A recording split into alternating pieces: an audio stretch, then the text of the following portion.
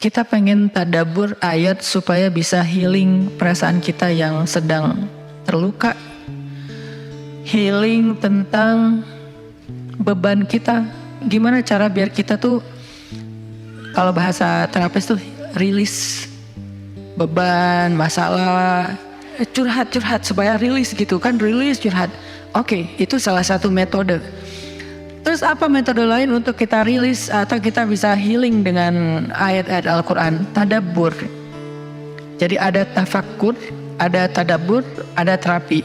Islam itu banyak banget hal-hal yang bagus, tapi tidak ada yang lebih indah dan lebih tepat dan lebih efektif daripada terapi dengan tadabbur Al-Quran. Bukan hanya baca, tapi tadabbur Al-Quran.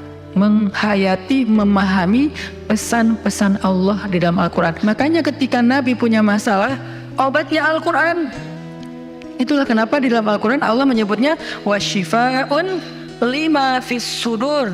Dia itu obat, penyembuh, bahkan bukan obat. Kalau obat itu dawa, kalau syifa penyembuh. Dawa belum tentu sembuh, bisa sembuh bisa enggak. Tapi kalau syifa ya udah pasti sembuh.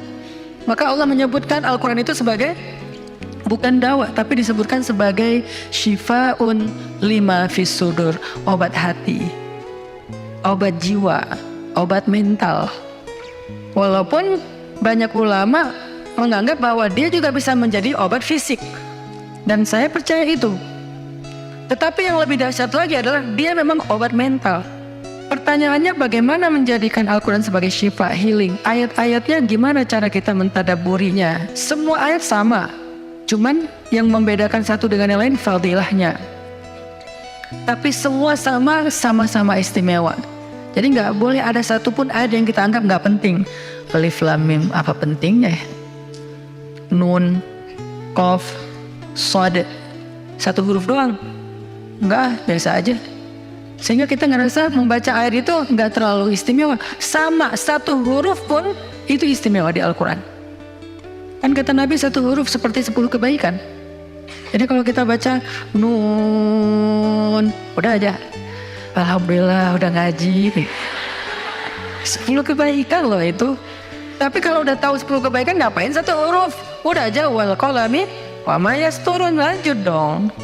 Udah tahu tuh 10 kebaikan cuma satu huruf, sayang banget ya karena ada waktu. Dan ketika membacanya jangan target saya harus cari waktu yang tepat nih buat baca Quran biar khatam 1 juz. Jangan cari waktu yang tepat, susah. Lama-lama sampai malam akhirnya nggak kebaca. Asal ada waktu baca aja dulu, dapat setengah halaman, dapat 2 baris, dapat 1 baris, pokoknya baca aja dulu. Jadi tadabbur, cara untuk bisa menjadikan Al-Quran sebagai syifa, tadabbur. Bagaimana dulu Nabi, sahabat, orang-orang solih mentadabburi Al-Quran?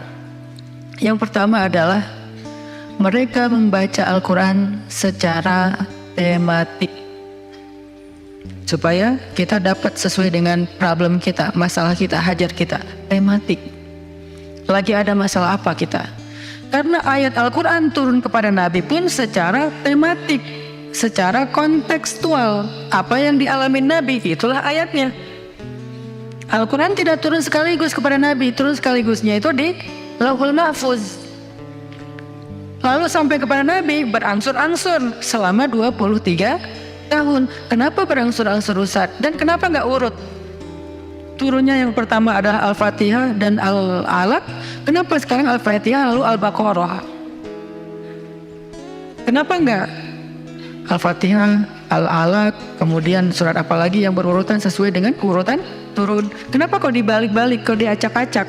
Karena Al-Quran turun itu secara tematik, teman-teman. Hikmahnya apa? Hikmahnya karena dia tidak turun untuk sekedar dibaca. Dia turun untuk ditadaburi supaya jadi solusi, petunjuk dalam hidup.